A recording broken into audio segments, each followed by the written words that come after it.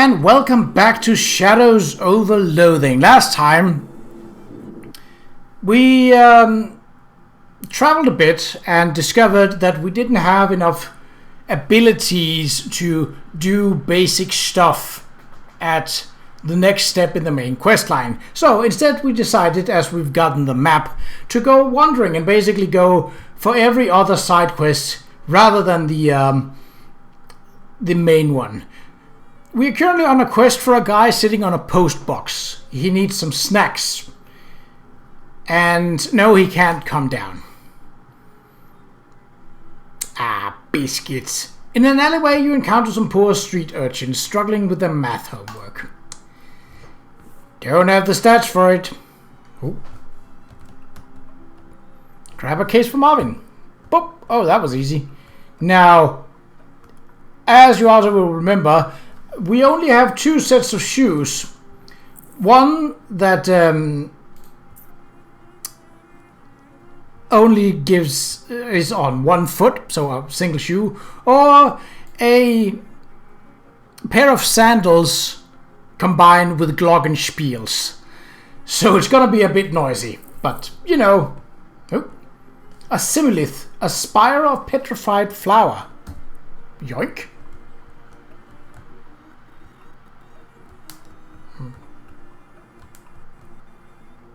Ooh. Well, let's just check if the main door is open first. Wait, this must be the front door to the factory. Wait, is this the front of the factory or the back? The door doesn't appear to be locked, but it sure doesn't open. On closer inspection, it seems shut. Never mind. I want to sneak in, because I actually do have the skill for that. And I'm not a Moxie build. It looks like the abandoned factory has been occupied by one of the Ocean City's various gangs of street hoodlums, namely the Doughboys. They're hanging out here in leather jackets and white aprons, bragging about their sourdough starters and using rude words like focaccia and son of a brioche. Well, they were, until you made that huge racket getting in here. Now they're staring knives at you and also pointing knives at you. And they're bread knives, which are serrated, so you really don't want to get stabbed with one. Whoops. Huge amount of loose sugar. Isn't that... Oh no, sugar isn't flammable, that's flour. Oh.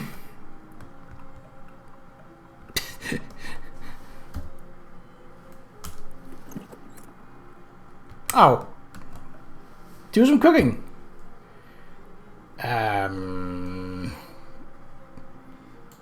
Basic foods.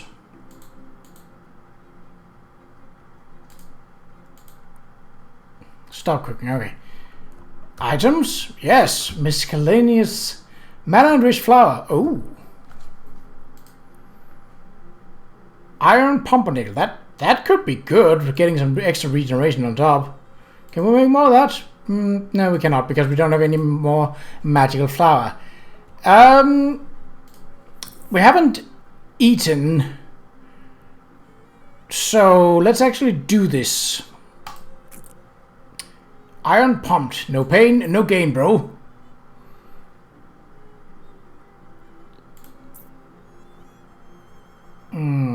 What else have we got? A potion. I'm a little concerned that it says eat. Well, let's try and see if we can't. The Doughboys are clearly less aggressive than other street gangs in that they're glaring at you and muttering angrily at each other instead of already having attacked you. However, it's also clear that you aren't getting past them without a fight. Get past them. Oh, that's a lot of...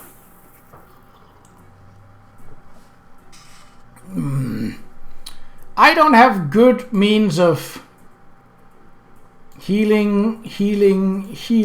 Yeah. How about... Absolutely not.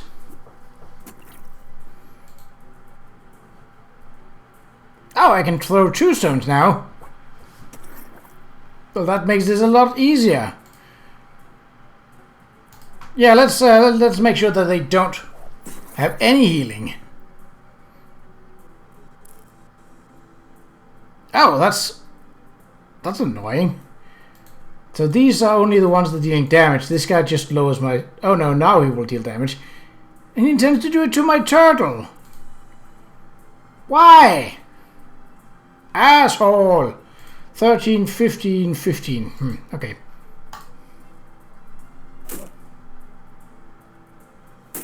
Ow!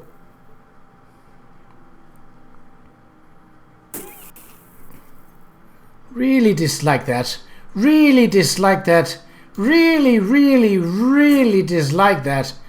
How about you fall down? Sure. What's the worst that can happen? Nothing, because it went well for once.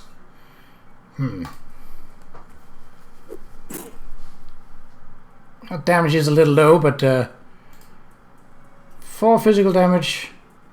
4 physical damage. Gabby has... Well, she will survive this. Well, no, she wouldn't. But,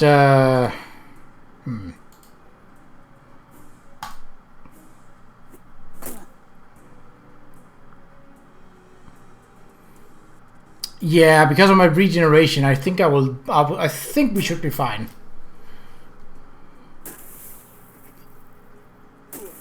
Yeah. They are basically only dealing 1 damage per round on top of everything else. And now that there are only 1 of them, well, it's a lot easier.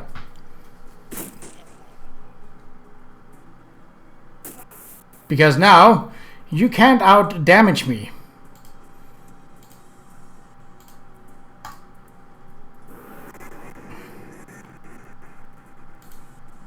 Even less so now.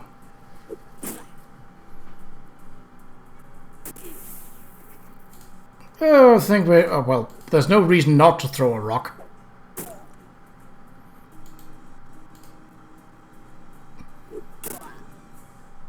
Should we go for another kind of dubious grenade? Yeah, why not? Kabloomy! 15 experience. It's my turn now. Now is that enough to... 15. Boasting could be nice. XP from gathering. That is also nice. Definitely like that. Alright, well, we dealt with him. Oh, so there were 2 groups. Right. This must be the boss's office, since it's the only office. Hey! Shouts one of the remaining doughboys. Get away from that door, you muffin forker! Oi! It's a little strange that this group of doughboys didn't immediately attack you when you were roughing up the other group of them. Maybe they don't like each other very much. Sleaze damage? What? Well, you know what the port of call is. Schlap.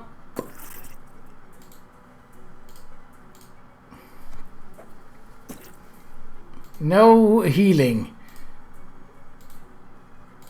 Still, I think... Is there a way where I can see the turn order? Like who is going next? Perhaps not. Well, are there anything... Sleaze damage, physical damage. Why are you attacking? Why don't I want to attack the turtle? You're an asshole.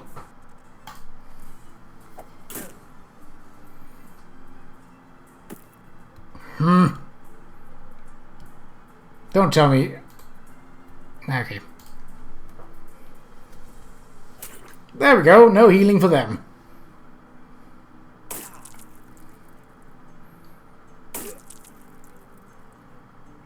Still though, I'm not particularly happy about being the target.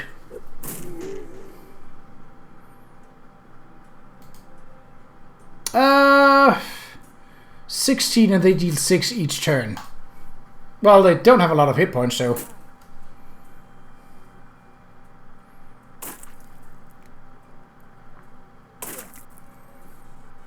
So what am I at? I'm at 9, so I can't take another full hit. But I can take one of them down.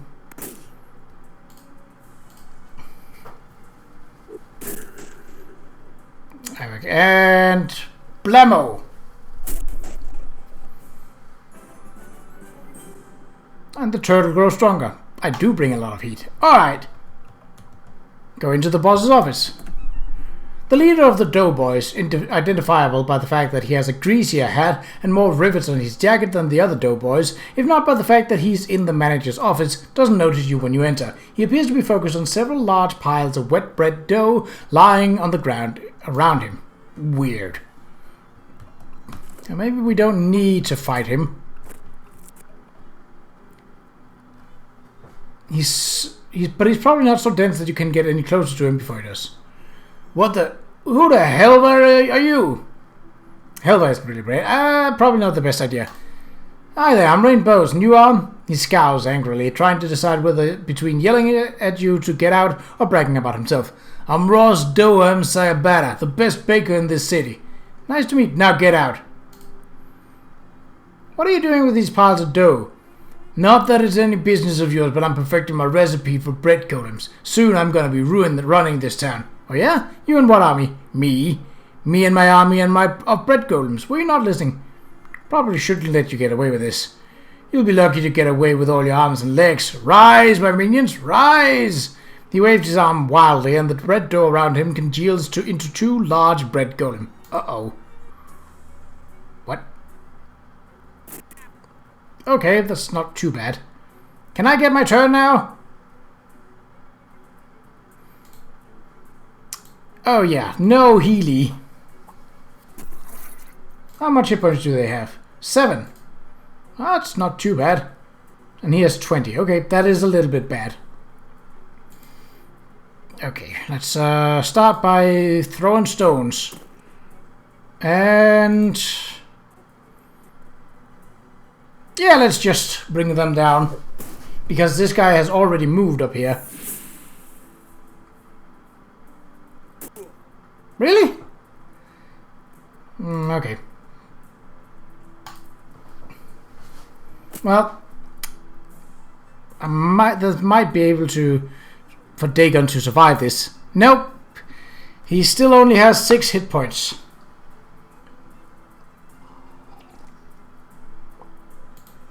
Well, now it's just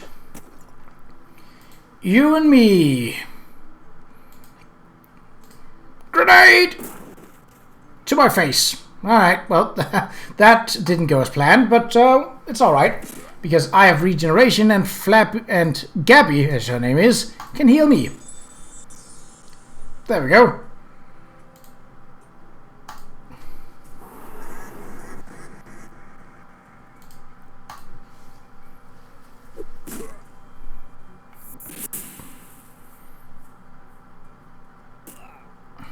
I wonder if there is sort of like a GTA style where you have to like take down the various gangs.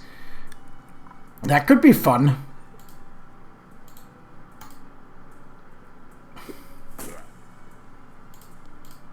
I will definitely do that if that's the case. I mean, I'm already helping the hobos, and I don't think they count as a gang.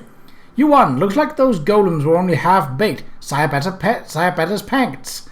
That's good, because we didn't have any pants before that. So, can I equip them? Or... yeah, they automatically equipped. Good. Dough baby recipe. Can I read that straight away? I mean, I don't see why not. Okay, well... the reason we came here was really just for the sake of... fancy foods? Can we... coffee cake? No, I think we're fine for now. Now we know that it's here.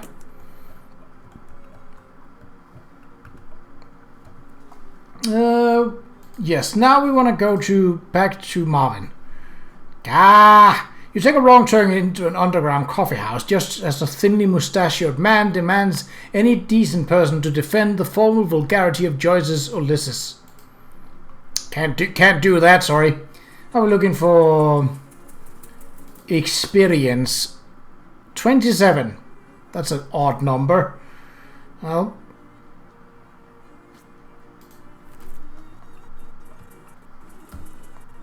any luck getting those snackle cakes? I'm really jonesing for whatever it is they use for frosting. Yes, I finally found some. Here you go. Thanks a million. Here's take some meat and some cakes. Also, I'll give you some sitting tips. Expert sitting. You're so good at sitting down that it makes you that you make it look even easier than it normally does. So thanks, Marvin. See you around.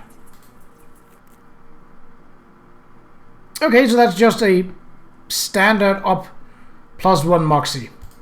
Okay, well that didn't really solve anything. So let's go wandering instead. Nope, that's not wandering. There we go. I keep forgetting that it's a napkin. Mapkin. An elderly man with thick eyeglasses shovels up to you with a determined expression. Before you can react, he shoves some meat in your mouth and shouts in your ear, "Operator! Operator! Get my worthless son on line!" Mister, I'm not a payphone. That's what the last payphone said, and I'm not buying it. Let me talk to my first learner son. Bzz, bzz, bzz. Sorry, sir, the line is busy. Please try again later. Bah! Probably gabbling with one of his floozy girlfriends. He shovels away angrily. You gain 6 meat. Well. Okay. A well-dressed man flags you down. Excuse me there, my good chap. Might you have a match on your person? I'm afraid not. Well, that just won't do. What if you should have cause to set something alight in the future? Here, take one of mine. The man tips his hat to you and scurries off before you can thank him. What a strange exchange. So we did discover all of these locations last time. I think I want to visit the hobos' camps first. You stop dead in your tracks when you see 3 of those weird fishmen lurking around in the mouth of an alley up ahead. They're peering around with their glistening, staring eyes and glowering at each other quietly until one of them notices you. It and its 2 companions start stalking toward you, making wet, growling sounds. Ah, geez, what even are you guys? Well, are you evil invaders? Or are you natives that were displaced by urban development seeking to reclaim what's rightfully yours? The fishermen confer briefly. Evil? Okay, thanks. As long as we're on the same page. Shove past them. Oh. Oh! Oh! Well, that would have been nice. I ain't got time for this malarkey. Get out of my way, chum. You shove past the fishermen whose slimy hands can't find purchase to grab you and stride away. They globble angrily at you, but either are too startled to make any further issue of it, or they're trying to basically keep a low profile. Either way, you make it out unscathed, except for the fish line.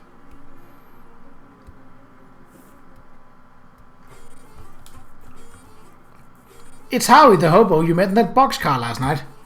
Hey there, Howie, how's it going? Well, hey, if it isn't rain, nice to see you again. I don't know if that's the voice I gave him last time, but...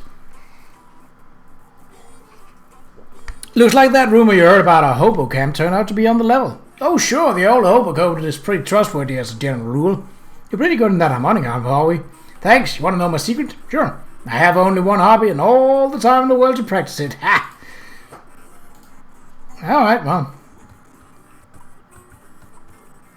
Warm your hands.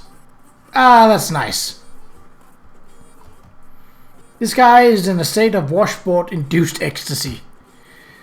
Wow, you're really going to town on that washboard. Yep, I love the fast staccato rhythm it makes. It's pretty good. I bet someday there'll be a fancy electrical machines that do it really good. Till then, though, folks call me Washy, by the way. Hi, Washy. I'm Rain. Actually, I got nothing to ask. Sorry about that. Hey, no problem here.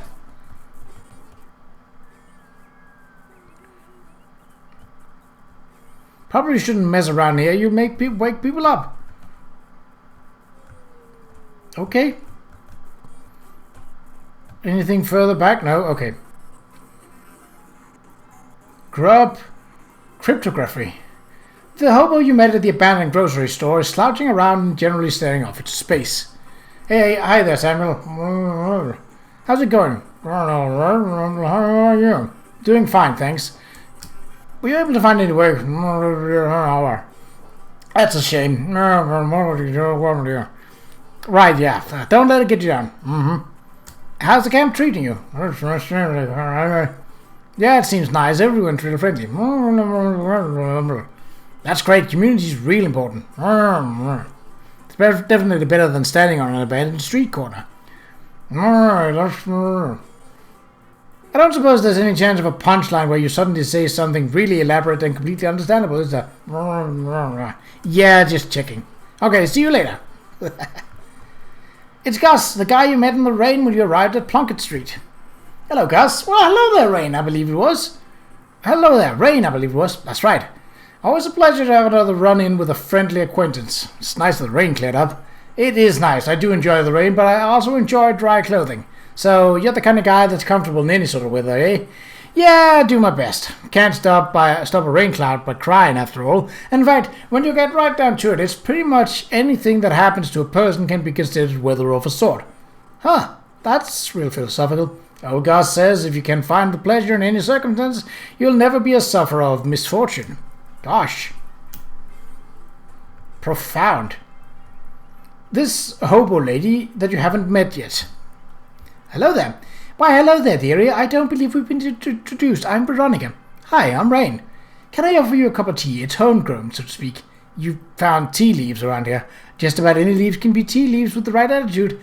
I'm fine, thank you, though. I like your hat.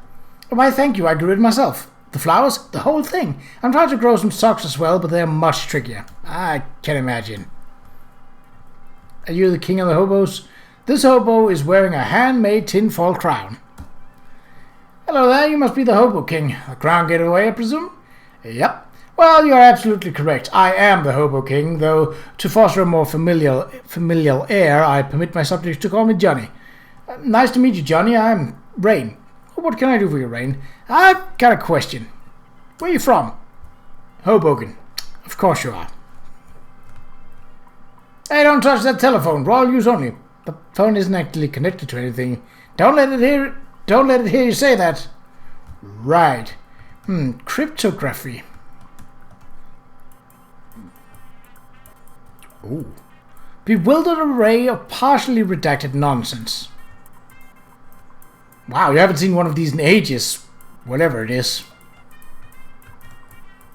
This device seems to have music coming out of it. A desktop radio. Ratty old shoebox slouching in the corner. A hobo is flipping through a worn book, occasionally stopping to check a strange machine next to him, and pencil some notes into the margins. Hi there. Oh, hello, you must be new here. I don't think I've seen you before. Yeah, name's Rain. Pleased to meet you, I'm Letters McCabe. Is there anything I can assist you? Why do they call you Letters? I'm an expert in microcryptography, aka hobo code. Are you familiar with it? Nope. It's a system of pictographic elements that can be written unobtrusively on walls or carved into fence posts, etc. They're traditionally used by hobos to leave messages for other hobos, to mark a house where the occupants are charitable, for instance, or to warn of a vicious guard dog, that sort of thing. I'm working on expanding the system for more general communication purposes. That's pretty interesting. Is there anything I can assist you with? What's this book you're reading? It's a Hobo Code Manual. I can teach you the basic if you'd like. Sure, that sounds useful. You spend 10 minutes or so going over the basics of Hobo Code with letters. He teaches you some of the most common glyphs. If you'd like to know more, just ask any hobos you meet. They are honor bound to assist new learners. That's the Hobo Code. You can understand some hoboglyphs. Nice! What is all this stuff in the room? Stuff is a little overbroad a topic for conversation. Feel free to point out any particular object you want to ask me about, though. I'm always happy to be informative. Okay. So, what is this? This is an old naval radio encryptionograph from the Cola Wars. I'm trying to modify it to work with the Hobo Code. That sounds hard. Yeah, it wasn't designed to handle a pictographic writing system, that's for certain. But if I can get it to work, it would be very secure. Interesting. Hey, Letters, what's this old shoebox? Old shoes? You're welcome to it. You pick up the box, but you can barely lift it. What kind of shoes are these? Hand-me-down boots. They've been passed from hobo to hobo for generations. Probably about 50 pounds of metal reinforcements on them by now. Wow. Now, can I use those instead of my single shoe? Weigh your feet down. Okay, how does... Oh, they are also noisy. Oh, boy. Okay. Hey, Letters, what's this contraption? That's just a radio. Oh, right. Oh, we didn't. A desktop radio. Hey, Letters, what's the deal with this? It's a ham radio. What's it for? Listening to stuff about ham.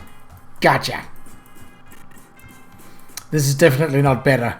Hey, Letters, what's this thing? This is a teletype machine that we salvaged when they shut down one of the local post office branches for cutbacks. We've patched into the local telegraph network so we can communicate with some of the other hobo communities. That's some heavy-duty equipment. Between this and the naval cipher thing, this is some heavy-duty equipment you got here. Yes, well, I'm not at liberty to discuss it in detail, you understand, but secure lines of communication are going to be quite important if Johnny's plans are going to come to fruition. Well, now I'm intrigued. Sorry, you'll have to talk to him about it yourself. Okay. You got a lot of notebooks here. Yeah, all my notes on the hobo code, more notes on codes and language in general, as well as my studies on radio telemetry, telegraphy, and telephony. I think my aunt's recipe book is in there somewhere too. Did you write all these in code? I can't make out a single word. No, that's just my handwriting. Well, so it seems Boots, rather than giving stats, instead of the silly walking from the first game, well, the second game technically, are more akin to basically selecting what kind of silly walk you want. Alright, head to the boardwalk. I think it was the first thing we actually discovered. While meandering the streets of Ocean City, and you encounter a man carrying a medium-sized piece of luggage. Not brief enough to be called a briefcase, but unsuitable as a suitcase for more than 2 suits. Hey there, friend, you look like someone who appreciates a fine pair of pants. Do I? What does that even look like? Astute, discerning, even dare I say, perspicacious. I never met anyone who dared say that word before. Listen, I got a pair of pants here that's gonna knock your socks off. What? He opens his case and pulls out a pair of slacks that are oddly stiff and shiny. Feast your eyes on these babies.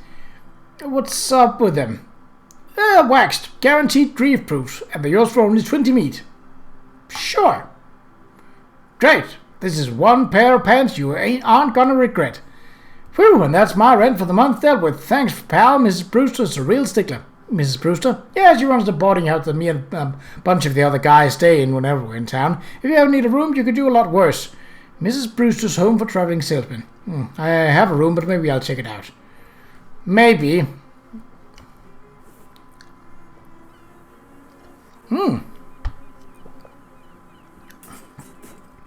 I'm not sure if the lamppost is holding up the hobo or vice versa.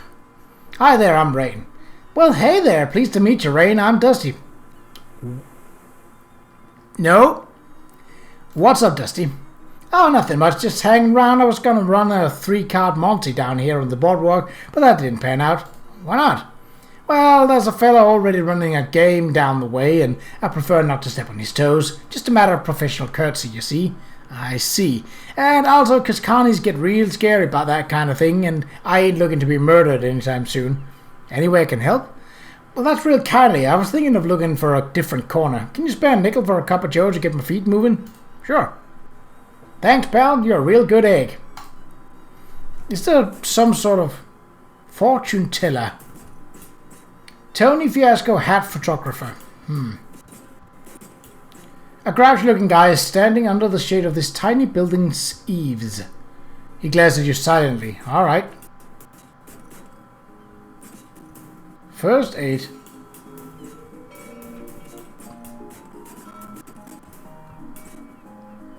Ah! A place where I might actually be able to fish. Fish in a sack. Just sell it. Oh, well.